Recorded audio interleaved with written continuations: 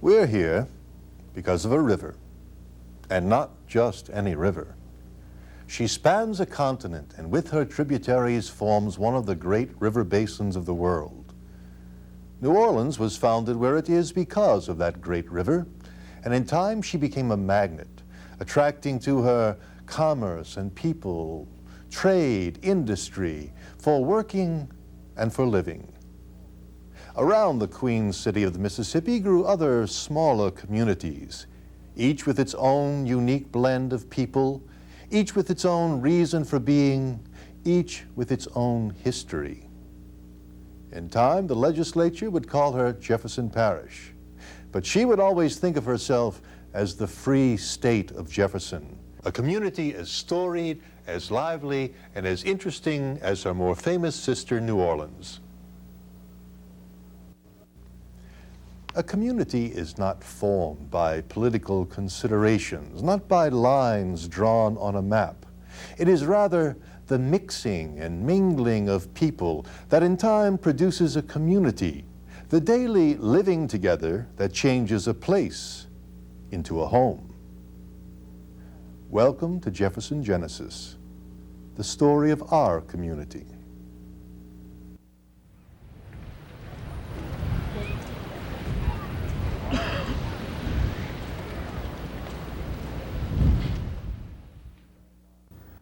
The southernmost part of Jefferson Parish is Grand Isle, one of a chain of fast-eroding barrier islands which protect the mainland of our state and parish from the hungry waters of the Gulf of Mexico. Only 7½ miles long and 4 miles wide, Grand Isle is a bastion of the seafood and sport fishing industries. In the past, it has known the tread of the privateer's boot. The greatest of these was Jean Lafitte. The descendant of his lieutenant, Nez Coupé, agreed to meet us on the shores of the Gulf to discuss his island home. Nat Chicazola has called Grand Isle home for over half a century. He shared his love for it with us. You know, something I didn't know until we decided to come down here and you agreed to talk to us, is that Grand Isle is one of the oldest communities, in Jefferson Parish. I don't remember if it's older than Gretna, but you have Kenner and Gretna. There aren't that many incorporated communities in Grand Isle. How did it get settled? Who came here first? Well, before they had Indians on this island. Uh-huh. And before that, there are two families that I've learned from Mr. Saxton, which you see this book here. Yeah, it's the Lyle life of Saxton. Jean Lafitte, that Lyle Saxton. I lived in New Orleans for 30 years, and I was born on Grand Isle. I left here when I was 10, and I've learned a lot in New Orleans probably that I wouldn't have learned about Grand Isle in the city of New Orleans by meeting Mr. Lyle Saxton. The story is of Grand Terre Island that belonged to a family named Etienne de Gros. And Grand Isle was split up in 3 different grants, 2 Spanish grants, 1 French grant. And I would dare say, like you say, the 2 families that actually were the 2 first families here was the Rigaud's and the Chicazolas. Jacques Rigaud was an aide in ways that you could say he was one of Jean Lafitte's salesmen. When he was in contact with all of the plantation owners all through the state of Louisiana, and when these buccaneers would capture these Spanish vessels 38 miles from here, his Southwest Pass, this merchandise was brought into Grand Terre Island and put into warehouses. Now, getting to the age of this island, I've never had a time of told to look into it how old the island is. But the Battle of New Orleans was in 1815. Mm-hmm. And after the aftermath of the Battle of New Orleans, my great-grandfather, Louis Chicazola, better known as Nez Coupé, received a cut across his nose in a duel with sabers in a sea battle. An Italian from Genoa, Italy. Lafitte being a Frenchman, he nicknamed this Italian Cut Nose. Nez Coupé in French. That's the name of my souvenir shop. Yeah. You seen down Yeah. And say they were down here, well, Dominic Yu was a cousin of Jean Lafitte, and he and John Gamby and Louis Chicazola came in this area, which you could read in this book. He was Napoleon's gunneer, and then he was invited by Lafitte. He was a cousin of Jean Lafitte, Dominic Yu was. He was Napoleon's gunner, and he came to visit the island, and he met these two buccaneers that was in the Caribbean with him. Who were they? They were Dominic Yu and... Dominic Yu, John Gamby, Louis Chicazola. Oh, your ancestors? Yes, sir. Oh. And they've learned of the good pickings of the coast of Louisiana right before they went into Southwest Pass. They had signals of some kind from the Texas border down to Grand Isle area, and these pirate ships would go out and meet them out there and heist the crossbone and skulls, and then here they start man-to-man battle. That's what made Grand Isle and Grande Terre such a good hangout for the pirates, because the river is just right down that way. Most historical islands in the United States, I would say. Grande Terre and Grand Island, but we don't get the publicity that we should get. This young lady right here, that Tommy makes sure that we get some publicity, and I'm proud of her that she's doing so. People are just fascinated, you know, with Jean Lafitte, and we've used the words talking about him: pirate, buccaneer, privateer. That's correct. You know, what was he? All right. To begin with, before the Louisiana Purchase, so lots of people doesn't know this, quoting from Lyle Sachs, they called New Orleans Orleans. After Louisiana Purchase, they called it New Orleans. Uh-huh. Okay? All right. It's no different than today. Back in Lafitte's days, they had letters of marque from Nova Scotia. Piracy at high seas was a legal business if they had this letter of marque. Uh-huh. Then what happened to them when they set their base of operations at Grande Terre Island and Grand Isle? Grand Isle was my great-grandfather. It was his headquarters. He left with his crew of men from Grand Isle and went out when he got an order from the boss. See? Uh-huh. All right. For the Louisiana Purchase, they were freebooters. They could go in and out, put the merchandise over at Grande Terre Island till it was brought inland to Lafitte, Louisiana, which they call Lafitte, Louisiana today. Right. And it was put there, and it was distributed to different plantation owners and sold as silks and whatever merchandise that was captured on these vessels. Including slaves. Huh? Including slaves at the end of his career. Oh, he didn't do that all along, just toward the end? No, at the end of his career. He had stockades. At the end of his career, he did have slaves. And you noticed, if you've been on Royal Street and Decatur Street. Mm-hmm. All right. They have a ballroom across from the Civil Court building. They had a tunnel when C.C. Claiborne, our first governor, would have a raiding party to try to capture Lafitte and in the slave trading. They used to hide him in a cave which ran from Charter Street to Decatur Street.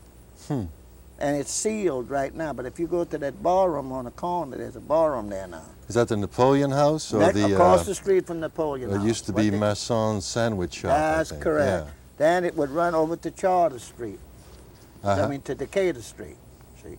Now, getting back to what you originally asked me about what happened after the Louisiana Purchase.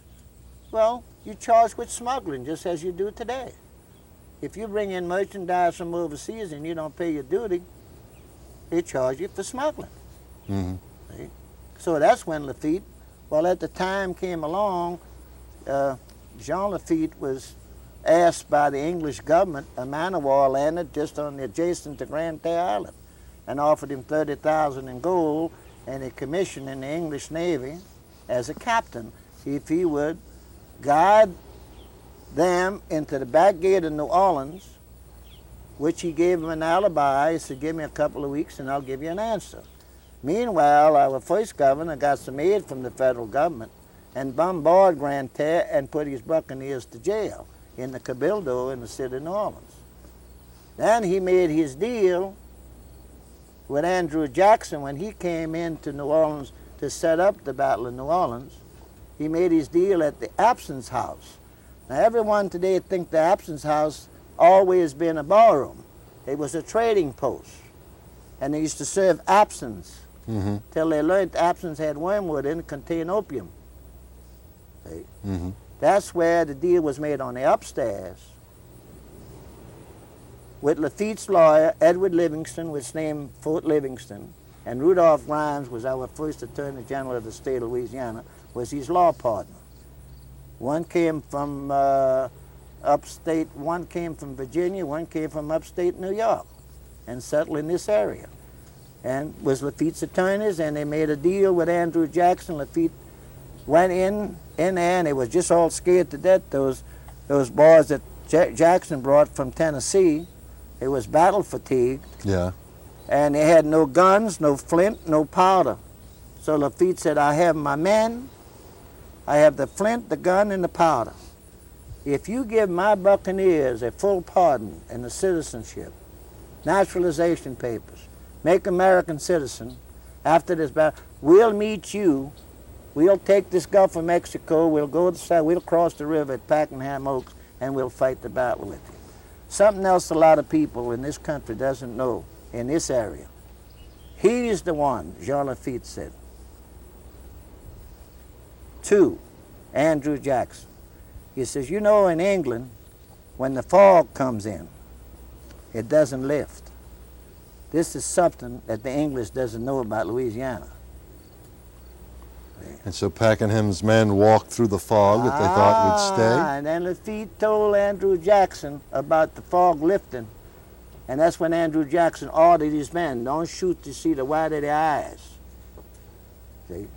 And they were defeated right down there. But if they would have been allowed to go through this back gate and attack New Orleans in the center of New Orleans and Pakenham, we'd probably be drinking tea instead of Coca-Cola.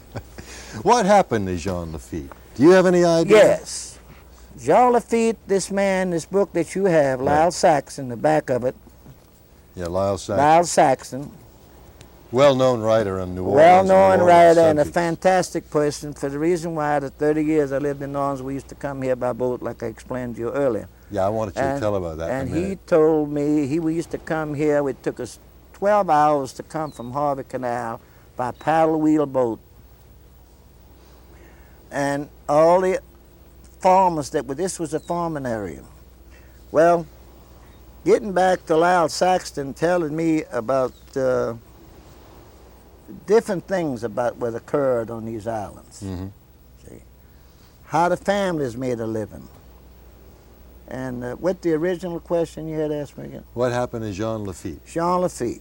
All right, Jean Lafitte, after the Battle of New Orleans, they had a victory ball. There was one American vessel that was attacked that left New Orleans and left through the mouth of the river, was attacked by Captain Brown. Captain Brown's daughter was Jean Lafitte's mistress. And on that ship was C.C. Claiborne's daughter. He had 2 daughters. A marriage he was the governor of Mississippi for so many years, and he's the only governor that served 13 consecutive years as governor of the state of Louisiana. 9 appointed and 4 he was elected. This dress that this girl was wearing, and this ship was sunk and captured. And the victory ball of the Battle of New Orleans, that's when they noticed that Lafitte's mistress was wearing this dress. That's when they want to hang Lafitte to the closest oak tree that they could find. And that's when Andrew Jackson said, no, I promised this man and his buccaneers, and I want to stick to my word. You let this man alone.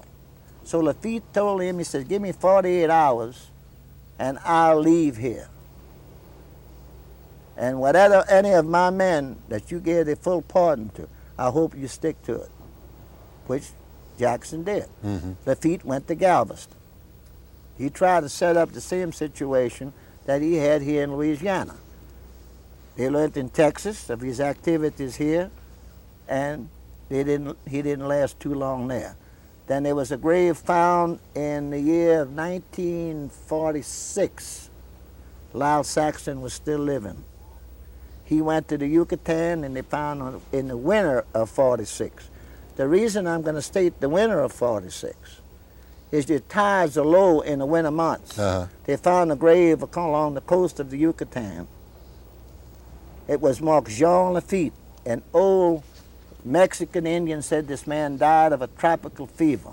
Now they have him buried in Philadelphia. They have him buried here.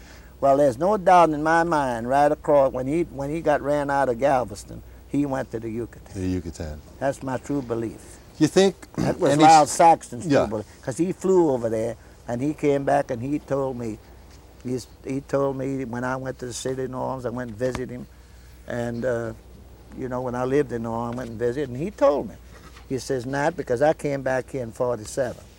See, he says, not, he says, there's no doubt in my mind that's Jean Lafitte's grave. You think there's any truth to the stories about, you know, Jean Lafitte having buried treasure somewhere around here? Lafitte took his treasures with him. I would. You understand? Yeah. He had a chance to take it with him. Uh-huh. He wasn't completely ran out of here that he could say, well, boom. Because I had friends that was treasure hunters that I've taken to Grand Terre Island, and they had these Geiger counters.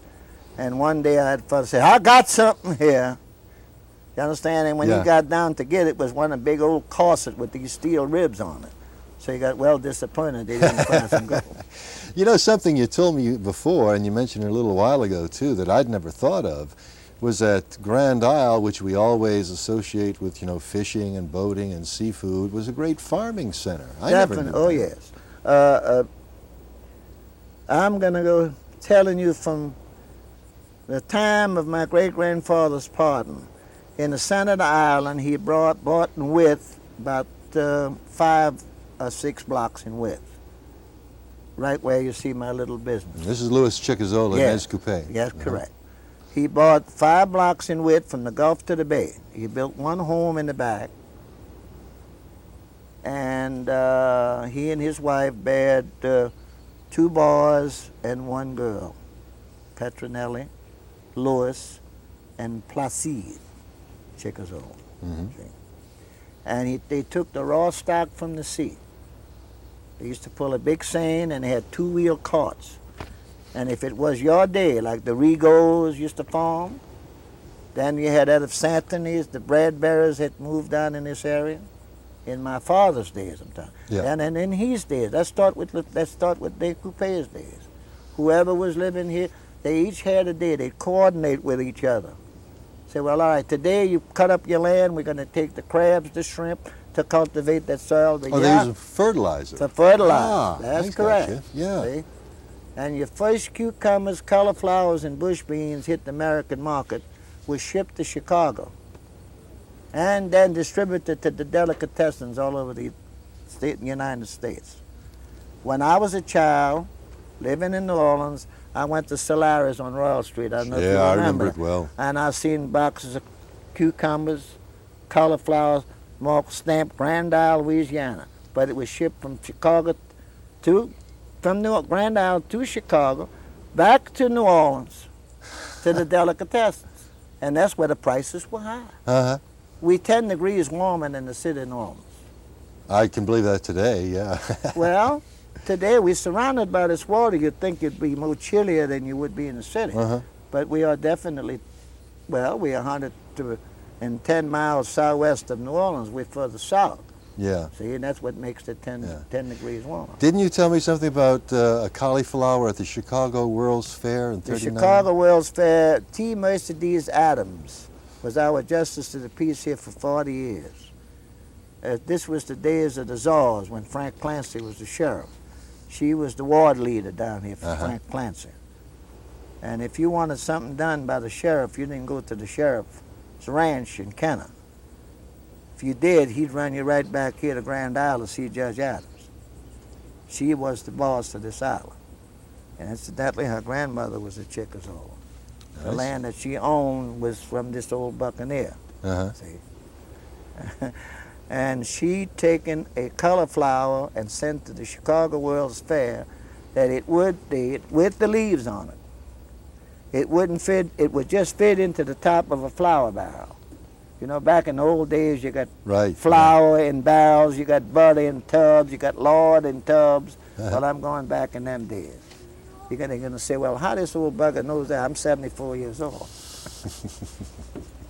And a spry one at that. Well, you touched on some familiar political names, and Grand Isle being so far south, you know, and isolated in a sense from the rest of Jefferson Parish, how was it governed, you know?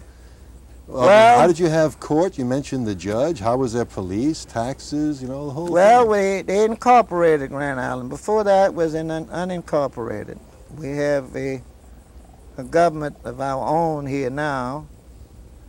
We have a mayor, board of aldermen, chief of police, and as far as real crime down here, in 34 years I'm back here, they only had approximately 3 murders. That occurs in little cities. You have that probably in a week's time, yeah, in little small towns. But the condition of this island is being very neglected. I don't care who's listening to this. You can say anything you want. It's not being taken care of like it should be. I don't want to mention no one running for office. No, because this program might air after it's over. We don't want that. But if they put these jetties, like I was told by one candidate, these rock jetties like they put on the end here, they put about 6 or 7 running out 2,000 feet, let the Coast Guard man those lights at night. So the navigation, they wouldn't be injured, these shrimp boats and so on and so forth. You'd see a new island. Put about 3 of those jetties in the back of the island. You'd see a new island. Well, this is and this beach should be kept clean from the aid of the state, from the aid of the town of Grand Island, for the tax money that we get from the Gulf of Mexico from these oil companies. It's a shame. The only natural beach in the state of Louisiana, the condition it's in, this island should be packed right now. Yeah. This is what's called a barrier island, and as such, it's kind of threatened by the Gulf all the time, isn't it? I'll tell you, I went to a meeting, and all the candidates running for governor was there. I was presented with a plaque, and I appreciated it, and I've told the candidates that was running for governor. I said, I'm 74 years old, I'm not a well man.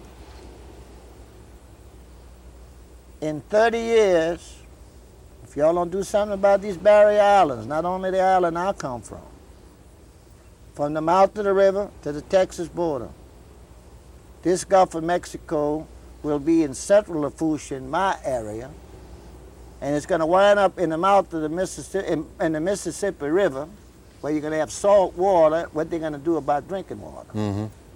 See? I'd like to have that answer from them. And I said, whoever's elected governor, please try to save these barrier islands. Yeah, well, there's a big problem with the wetlands disappearing as it is. It's a problem and a half. Problem that they left go by too long. You were a child here. What was it like being a child on Grand Isle? Fantastic. This island was 9 miles long. In the center where you met me this morning was 2 miles wide. It's now 1.25 miles in width, and the island is 7 miles long. What'd y'all do?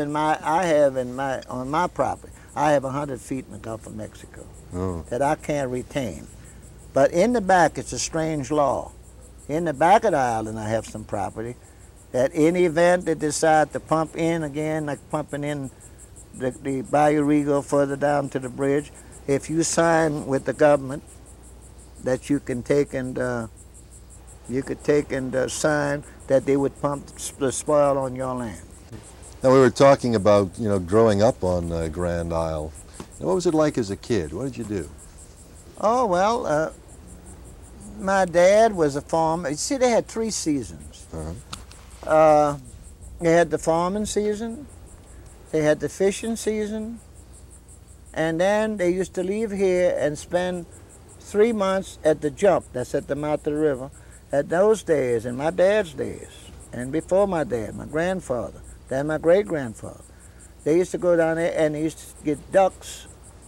They used to hunt ducks and bring it into to New Orleans and sell it. You could buy a pair of French ducks, wild duck, for 50 cents a pair. Oh, See? yeah. And that was one of their seasons.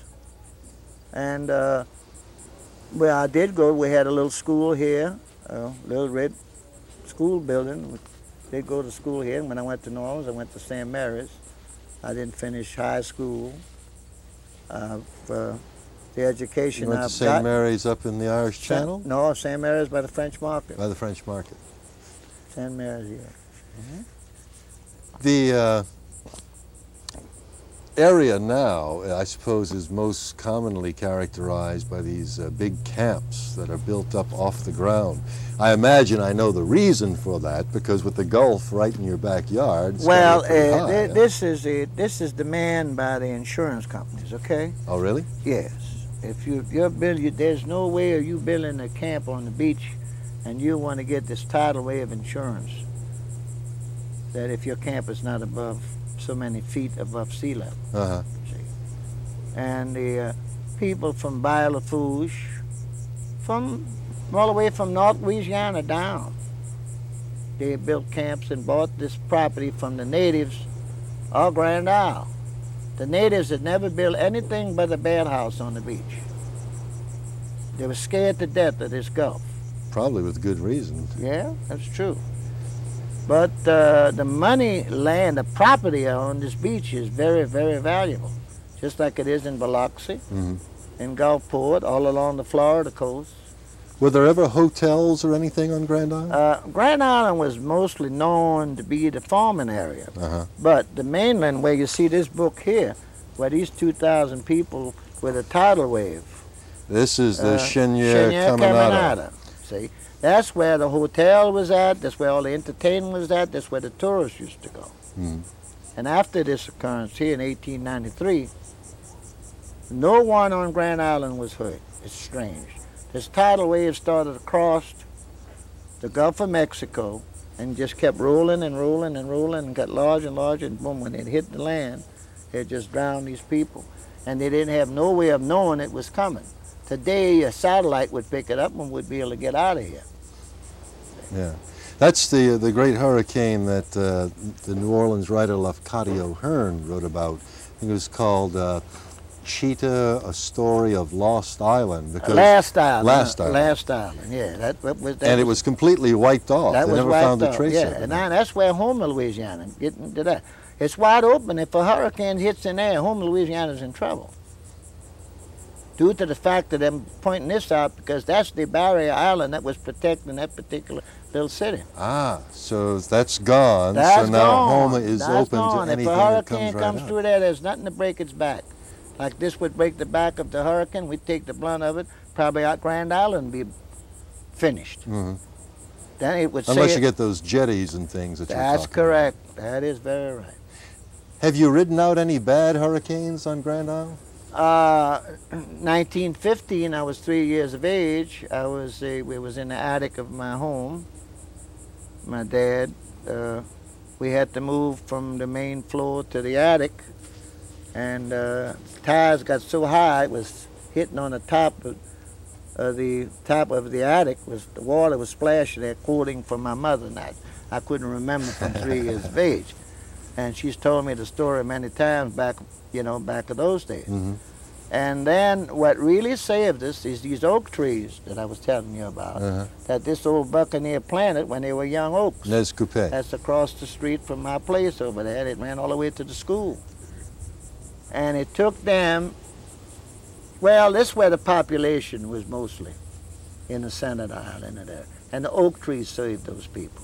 Because all the debris that comes from the mouth of the river, that you don't see none on the beach too much today, or they cleaned this part of the beach, but further down, all that debris from the river, when the tide's coming in, brings all this debris into it, and then brings logs.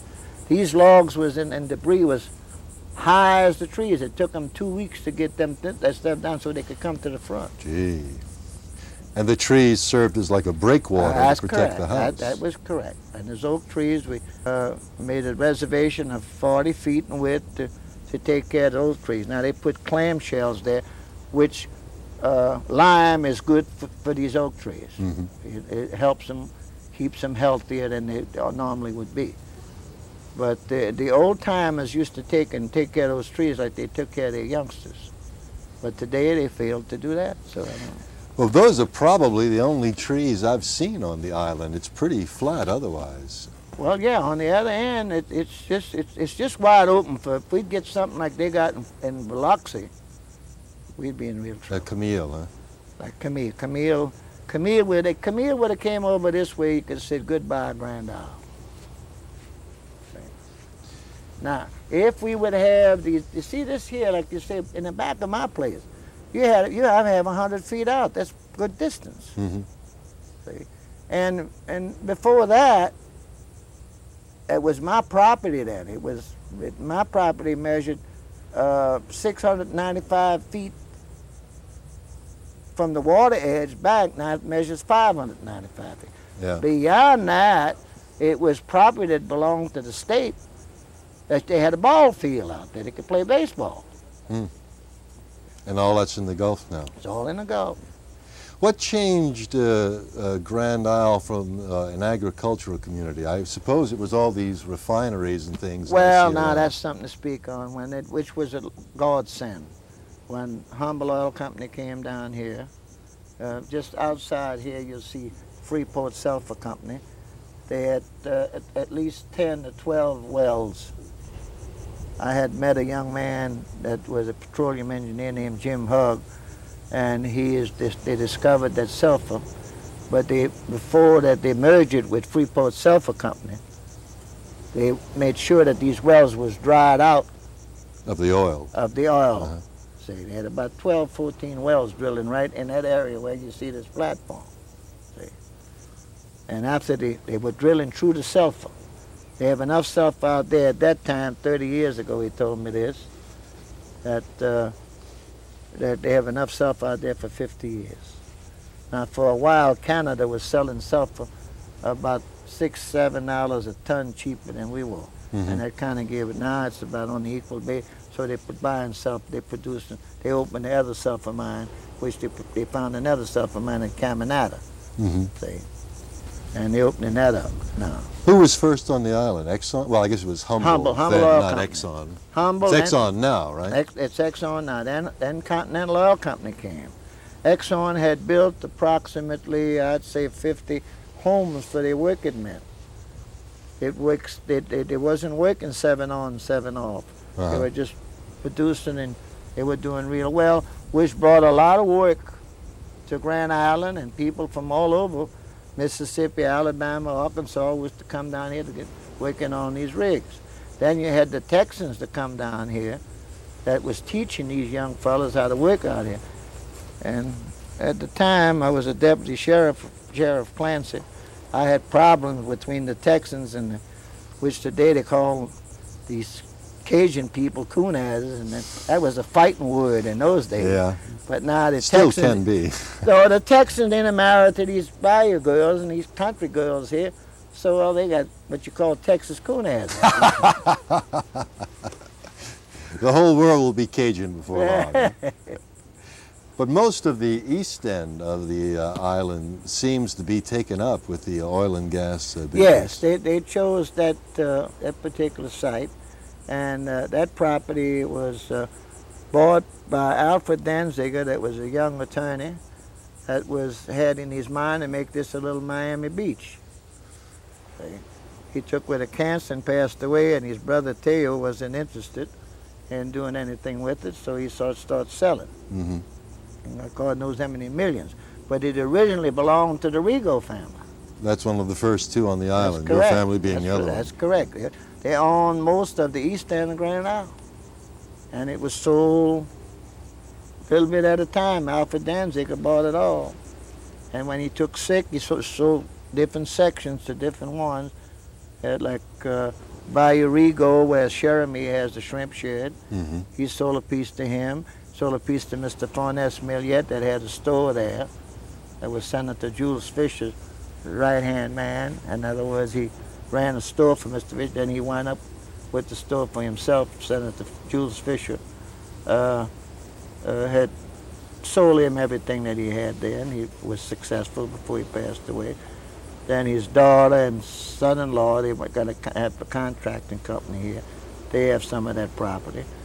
Then different mud companies have leased some property from different people, and all that land that you see clear going back, that's all belongs to Exxon.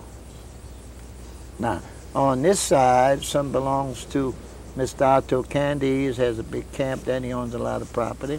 Then you have Terrio, Nolte J. Terrio Incorporated. Well, the son, his name is Paris, we call him Pi, which I work for him. And he has a camp there, a big summer camp. And all the camps you see along the beach, that's his summer camp where they come in. What we have here that they don't have anywhere is along any coast on the Gulf of Mexico. That's including Florida, Mississippi, is the good crabbing and the good fishing. We don't have no big, beautiful hotels. But you could go out there and catch all the crabs and all the fish at the right time of day, in the evening and in the morning. I suppose that in the minds of most people, one of the big things that Grand Isle is known for is the Tarpon Rodeo. And yes. I happen to know that you were the first native of Grand Island to ever be president of the Tarpon Rodeo. In 1980, yes. When did the rodeo start? The rodeo started 58 years ago. You got to deduct 4 years for the World War II. So it's actually 55 years this year. What was the idea behind it? How did it get All right, going? here's how. Now, at this time of year, before the oil companies started in here, right at this pass, you could look right over here, by the fort. You see how this boat's going through there? Right. All right. The tarpon at this time of year was just rolling in there. Now, Mr. Wilkerson, the late Hugh Wilkerson, big attorney in New Orleans. Yeah. And his nephew, and several Miles Cole, a prominent attorney in New Orleans, and quite a few others, Arthur Donovan. They used to come here by boat. They'd each put up a certain amount. They had one big pot. Who caught the biggest fish? They'd put $20 a piece. Who caught the biggest fish would get the pot. So it was like a private thing among sportsmen? Amongst themselves. Then they started putting in trophies for first, second, and third place. And that grew up at Forness Millier's docks, which had an Exxon station, and one of the Wilkersons was involved with Exxon, Esso. You remember Esso? Oh yeah, before Exxon. Before Exxon. Well, before Humble and before Exxon. Right. Okay. Now he had Exxon's fuel there, and that's where the rodeo was held. Little small rodeo stuff. Now it extended to this rodeo. We have a tent that they put down here by Freeport South, which you've seen. You've been there, I imagine. And it's gotten to be it's just like a big carnival here. Starts on the 23rd, 24th, and 25th of this month. That's Thursday, Friday, Saturday. I would say a week after next. Yeah, well, be after you folks are seeing it, but yeah. Before you folks are seeing it. Yeah. How many people do you suppose take part in the Tarpon Rodeo now? Well, last year, I would say there was approximately maybe 7,000, 8,000 people participated in That's got to shake up the island. You only have about 2,000 people live here, huh? It's terrific. Well, we have 1,500 registered voters, so you triple that. That's counting the youngsters and all, so you got about 4,500. So this place doubles, or more than doubles. Oh, God, yeah. Oh, this is a carnival. It's just like a carnival. It's a big party, like you have in Carnival in New Orleans, as far as that goes. Do the people on the island like it, or do they kind of get fed up with it? Well, the people, they rent their motels for the week. Some business people say, well, we would, at this time of year, we'd rent our motels anyhow. But they wouldn't rent it for the whole week, see. I have to differ with some. My wife says she doesn't condone the rodeo too much because she said the people would be here anyhow. I'm different with it. Sometimes you do that. Sure. Maybe she may not like to hear that, but she's We'll gonna, cut that part out. No, well, she's going to hear that because I want a tape of it. But I don't like to start. Anything that could bring help to this community, I'm 100% for. Mm-hmm. See? So these big boys that come down, they're going to say, well, hey, they'll see this. I said, man, we got to do something to try to help this community. This used to be called the end of the world because This is the end of Highway 1. They made that movie, Route 66, which Janice Rue played in. In fact, I rented a trailer that I had. And that's where it ended, right here. This is the end of Highway 1. See, and Highway runs pretty far. Oh, yes.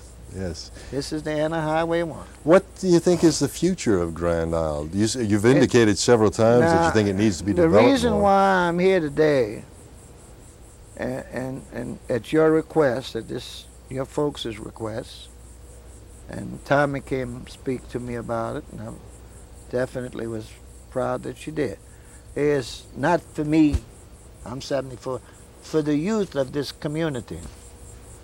If something happens to this island, where these island people going to go to derive a livelihood? Mm-hmm. Is my concern. Because I love the island. So, it's a sad thing. It's sad that it's not being taken care of, and I don't see too much future. I just want to see what's going to be after this governor's election. You've indicated that the oil and gas people coming in was a godsend in terms of creating jobs and putting money into the economy. Correct. Do you think that if someone was to develop maybe resorts and hotels and something like that, would that be feasible for the island? It would be feasible if they could get the insurance. Like, you see, you go on the coast. I go to Florida every year to buy merchandise for my shop. And I see these hotels, they got problems with erosions along there. Mm-hmm. But the hotels, the way they build the seawalls along there, you see. And most of the storms, if you notice, anytime there's a hurricane, there's a disturbance, they go west most of the time. Mm-hmm. At times they go to the east like they did last year. But they travel west most 90, I'd say 85% of the time. They travel to the west. Then we got to get the hell away from here and get going inland. I don't suppose there's any way you could completely protect Grand Isle from hurricanes. It's so low. Well, what would be good would be like these jetties out here that would build up these sand dunes like we had before, or build up more property. That if it would eat up something that would kind of protect it. Like this end down here, if you just take a ride and go take a ride at the end of this place and see Fort Livingston and see how that one jetty on that end, a rock jetty, built up that end of the island, you'd say, you'd know what I'm speaking of. We were talking about Fort Livingston earlier. Why was that built there? They were thinking the English or the Spanish would try to attack the back gate of New Orleans. This was for the War of 1812? No, after. Oh, after? That was built in 1835. Was it ever the site of any battles? It was never fully manned, see. Well, there were a whole string of forts they federal put along government the came coast, in and weren't there? took it away from the Confederates, naturally, you know. But you have you've got Fort Pike, and then outside this fort Biloxi, was very Ship neglected. Island. They took the cannons that was on top of this fort and brought it to another fort. That doesn't seem fair. No, it wasn't fair, but it was done. Do you think that if a lot of people were to move down the Grand Isle, the people who have grown up here would like it, or do people pretty much like things the way they are? Well, there's some people that moved down here, like Tommy's family. Well, they my love family it. too. They love it. They love down. You couldn't get them off the side. Once they get that sand between their toes, they're coming back. They not come back after 30 years. Why'd you come back? Well, I came back because any chance I ever had to come to Grand Isle, during school vacation, during the vacation on my work. Well, I was a mixologist by trade. Mm-hmm. I was 18 years old when I went to work at the Roosevelt Hotel when the repeal first came, when light wine and beer and the liquor came along. 3 years before I could serve you a cocktail. And then when they put the gold braid on my jacket, I was a mixologist. I could get a job anywhere in the city of New Orleans, see. Mm-hmm. And I had a job, and it ran out, and it was a good job. And I said, heck, I'm going back where I come from. Why'd you go to New Orleans? You indicated for education, or was your dad looking for work, or? Illness. He was Illness. ill. He was ill, and he had a sickness that you don't hear too much of today. He was a man that made money down here on the island, but not making millions, but he made a good living. But he was a fish eater. He ate fish every day, Uh-huh. besides other food. But then he started to get these fierce headaches. And in those days, you'd go to the doctor, they'd check your eyes was all right. Then they'd check it, they'd taken the x-rays that they had in those days. Look, we going way back. He'd be about 110 if he'd be living. Uh-huh. See, I'm the baby of the family. He had pellagra, which you find in China. Japan, no, they got too much money now. But if those days they would have had vitamins that they could have gave him at the time. But once that pellagra sets to the brain, see, you start to get these fierce headaches, and it gets embedded to the brain. That's the end. You don't see that. You know, if they catch it now, boom, they put you on vitamins right away, and boom, you're okay. It's an unbalance of vitamin deficiency. Mm-hmm. I suppose that seafood is one of the things that people come to Grand Isle for, and I think that it's something that a lot of people who watch us, because Jefferson Parish is largely suburbs now. Let's do a little talking about fishing and shrimping. Well, the fishing is. We've been begging the wildlife and fishery just to keep this place, this 7-mile island, just for the tourists. This is one of our big problems. We get these gill netters come along here working at night. And then when you want to go, we're lucky enough that they do fish at night, but when the tide comes in and brings in that feed, when the tourist does go out there, that the tide was today was high tide, 11:30, 12 o'clock. Mm-hmm. They had a chance to catch a few fish. But if the tide's early and they can't pull that net early in the morning till daybreak, well, there's no fish to be caught. And we've been trying for years to see that we get someone to aid us, but they don't seem to help any. And that's not good for the tourist business. Mm-hmm. Okay, that's number one. The fishing, well, they can't not, and that's, they have so many other places to go fish. They got all towards that end of Grand Terre Island. They have all the way to that end, to Bell Pass, all the way down the coast, all the way down to the Texas border if they want to go pull nets. Mm-hmm. See? You understand what I mean? I'm trying to be fair. My father was a fisherman. I do feel sorry. But they're coming from other states and breaking these laws.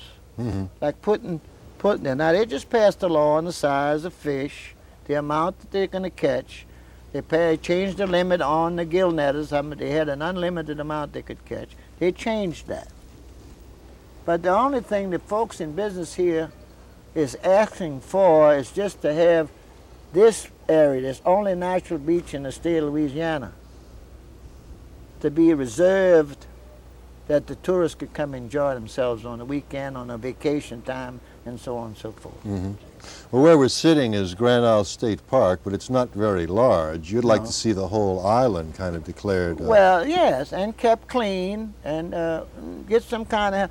I know lots of people here. We can't put a tax on them, but every one of these fellas that has a camp on the beach is little on the wealthy side. The proper approach to those people to keep this beach clean in front of their place, I'm sure that every year that they would give a little check towards it. There's a way that they'd have to find that they would have to tax them, or they'd have to, how would they have to run a tax? But you'd have to go through so much red tape to do it. The time it's done, well, boom, here, your summer's over with. Yeah. Because you got March, April, May, June, July. August, they go back to school. The schools used to close around Labor Day. Now they open, they used to close around They open up around Labor Day. Yeah. Now they've changed all that now due to the fact that they give them 2 weeks for Christmas, 1 week for Easter. So you're not knocking the school board.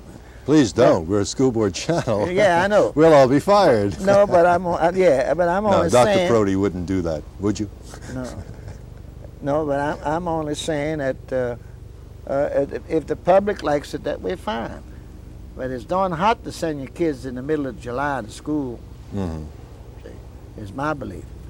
And by the same token, it's taking money away from the tourist industry. Now, the state of Louisiana spends what, $2 million, $3 million a year, where the state of Texas, the state of Texas, we'll take for one, maybe spend $20 million. The state of Mississippi spends about $15, $20 million. The state of Florida, $60 million for tourists. Mm-hmm. Now, they won't try to take and get on this tube by everyone putting a certain amount of money and putting it on a TV station. While they had a group of people here 4th of July, that would be the time to clean the beach, Mm-hmm. take pictures of people catching crabs and fish, and say, come to beautiful Grand Isle. That's all you'd have to do. Well, with tourism and your fishing and shrimping herding, you must not be doing too well because of the crunch in the oil business, That's too. correct. How's that affected Grand Isle? Well, it affected plenty because my business is half compared to what it's been from 1984 into the present day. What's So it's because hurt there the aren't as parish many people also here? because there's or- less sales tax. Yeah.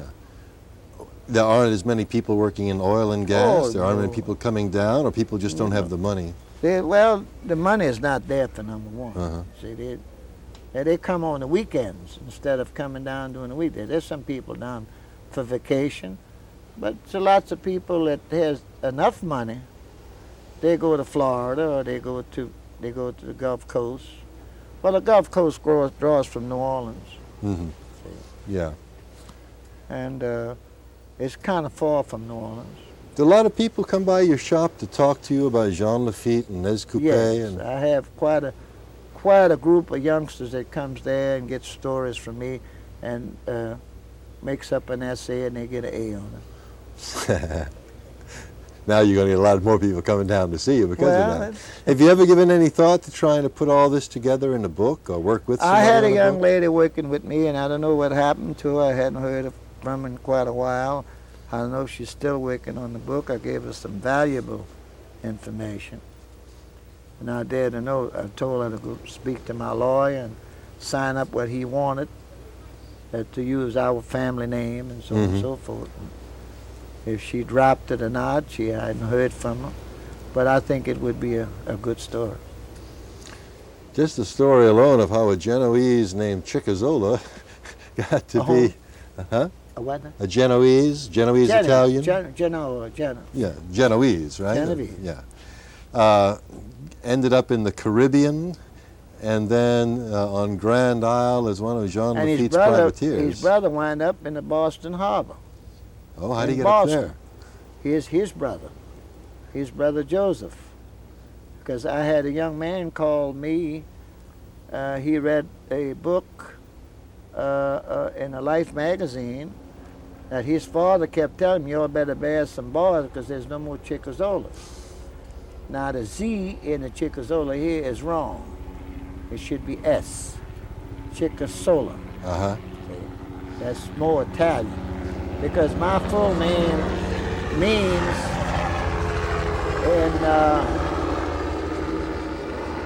my full name is Natale, Natali. In Italian means the birth of Christ. You go to Italy around Christmas, they tell you Buona Natale. Buona Natale. My second name is Benvenuto, means welcome in Italian. Uh-huh. So them Dagos nicknamed me NBC. When I passed by the National Bank of Commerce, I said, stop, let me get me some money. You own that one, huh? Did you know, growing up, all about your family and Jean Lafitte, or did you True discover that you Lyle grew up? Saxton. through Lyle Saxton. That You learned more about your family through Lyle Saxton? Well, than I you did learned growing more up? through Lyle Saxton in the city of New Orleans that I would ever know on staying here on Grand Isle. And then when I came back and came up and down here, I looked for the things that he told me about. And you had all the interest and the knowledge and what to look for. Now you got it. Anything else you want to say? No, I just want to thank you all for coming down and. Thank you for having us. And, it's been fascinating.